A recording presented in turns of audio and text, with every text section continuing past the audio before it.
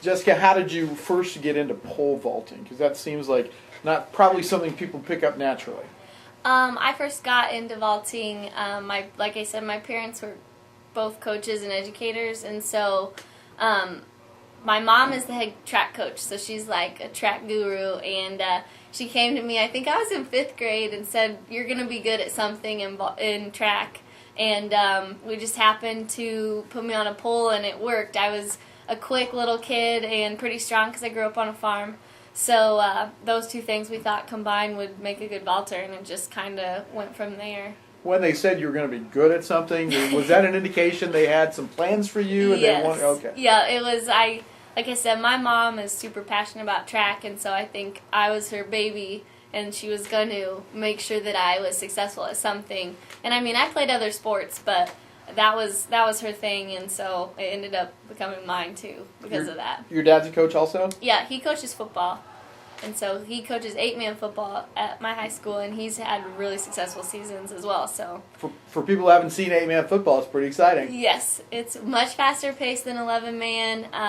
I mean, I'm biased because I grew up with it, and it's more exciting, I think. Did you ever have a chance to play? Did he ever talk to you about playing? I tried to play when I was in junior high, actually, and I almost had him convinced that I could just play on the special teams.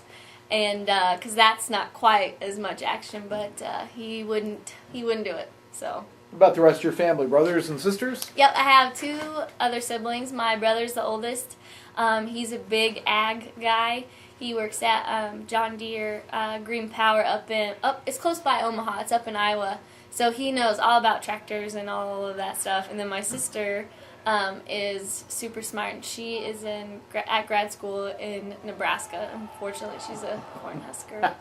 So, yeah, they both went north, and I headed south from home. What are you going to do then when you're out of school?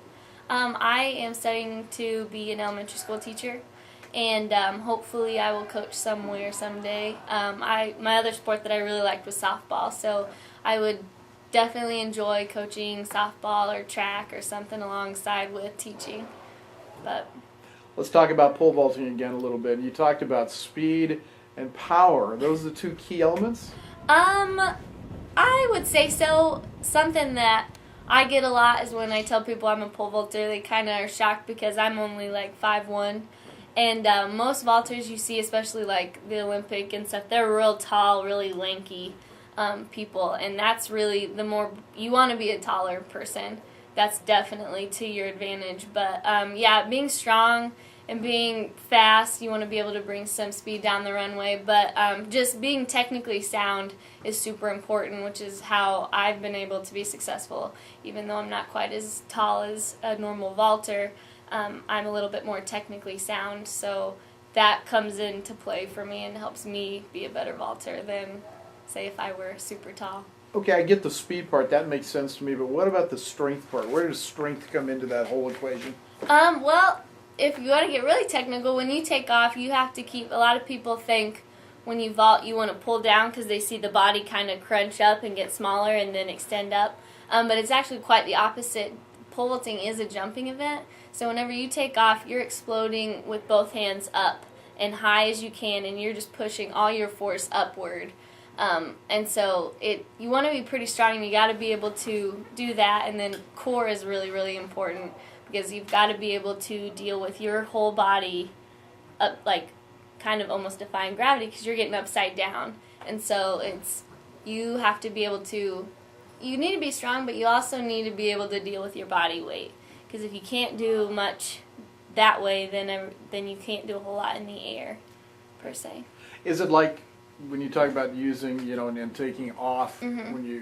is it like high jumping with an assist then? Is it something like that? Yeah, it's kind of like that. Yeah, it is. It's the same thing as like long jump. A lot of times, if you're a good vaulter, you'll also be a really good long jumper.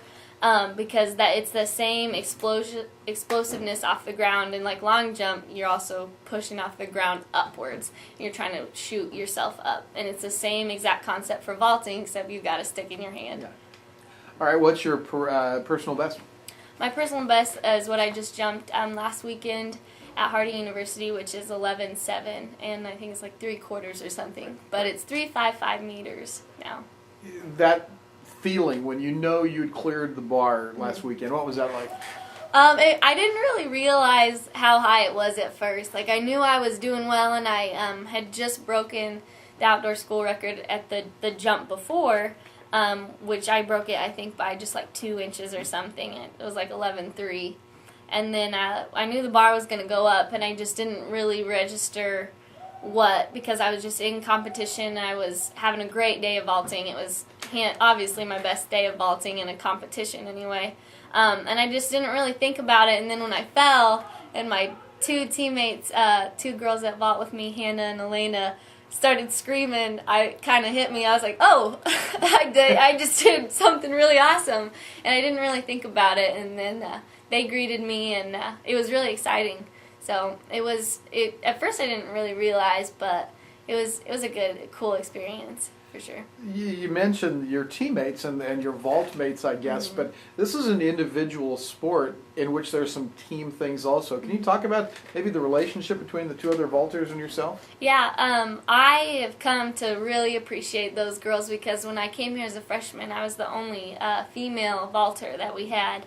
And so I've been able to have Hannah and Elena by my side both last year and this year, and it has helped me tremendously.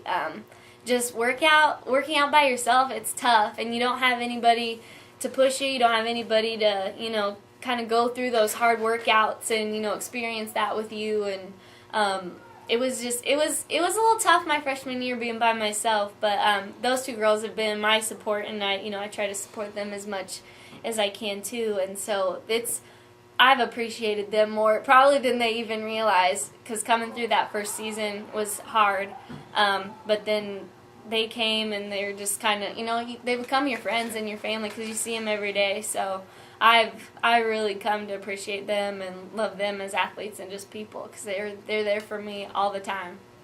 I was teasing you about this, but it really does worry me to see somebody go up, but then to come down. Are you scared when you're falling through the air from 11 feet 3 inches or whatever? No. Like I said earlier, if you're educated about vaulting, it is really complex and it is kind of dangerous. But if you're educated about it, it decreases the amount of danger. And going up, coming down, I know there's that big fluffy mat. So I'm pretty confident that my little body will land somewhere on it. But going up would be, I think, is definitely more of my problem, because if I don't get a good plant, or if I screw up something at takeoff, it's a lot more likely that I'm going to get shifted to a side or something crazy like that. So falling down is not too much of an issue for me. You were talking about your brothers and sisters, and you've spread out a little bit. Why did you decide to come to Jewel? I came from a really small high school, and I liked how small Jewel was, and the kind of community close knit feeling that you get. It's kind of a big family, and so I was really drawn to that. And the liberal arts I was also intrigued by academically, and I knew that it was pretty prestigious. A lot of people back home ask me about it and how it's going, and they're just kind of in awe that I'm even at Jewel. Not many kids from my high school go anywhere besides Northwest Missouri State University, so it's got a pretty big name to it, and I was really excited to join the track team and work with Tom and my specific vault coach Brad Cox. So. Tell me about Brad a little bit, because we don't talk about him a lot. I haven't had a jumper on yet, so how does he help you? He volunteers, so I appreciate him a lot, just because he does it without getting paid, to my knowledge anyway. But he is a parole officer, so he comes in, he's very intimidating, very quiet, really quiet, and so when I first met him, it was a little scary. He's tall, real tall, lanky, normal vaulter looking type guy, but he's supported me and given me workouts that I wasn't always familiar with, and I had to learn a lot from him. And but he's helped me tremendously, and I knew coming in as a freshman I had the ability to make those records fall. out on the board, and I knew that I would definitely need his help, and it's taken me a while, a little longer. I'd hoped to kind of come in. Of course, you're really ambitious as a freshman, and I was hoping to break them my freshman year, but I've now broken both indoor and outdoor records my junior season, and I think it's just taken that time of getting my body into that kind of training and those workouts that he's done, and I would definitely attribute a lot of my success to him and the time he spent on me, and I think he recognized that I had the ability, and so he's definitely been really supportive, and I appreciate that. It sounds like you don't have a whole lot of time, you know, to do a lot of stuff. I know with your training and track, but what's it like to be a student athlete at Jewel? Being a student athlete at Jewel, it is a lot, and you kind of learn time management is super important. Thank goodness I went to a small high school, and I kind of knew a lot about time management before I came here, and so I had that quality kind of already down. But learning to time manage is super important. But it's fun. Like my professors always ask me how I do. My Dr. Hastings, I have her for like all my education classes this year, and she's always asking Jess Connery and myself how our track meets went, how we did, and you know, when we bring back good news, like our class celebrates with us. So I mean, it's definitely, it's hard and it's tough, but it's really rewarding because people, you know, they care about you here at Jewel, and they want to know how you did as an athlete, even though they're your professor or just, you know, another classmate. Best memory to date here at Jewel? Best memory to date. I don't know. I don't know if I could pin it down to just one. Definitely this past Saturday was a pretty big memory for me because it was a great day. It was a beautiful day for jumping, and you know, like I said, I've been working hard trying to get those records to fall a long time. But I'm also in Alpha Gamma Delta sorority here on campus, and so I have a lot of memories tied with those women there in the house, and so I don't think I could name just simply one, but Jewel just in general has been a super great experience for me, and I've really enjoyed it so far.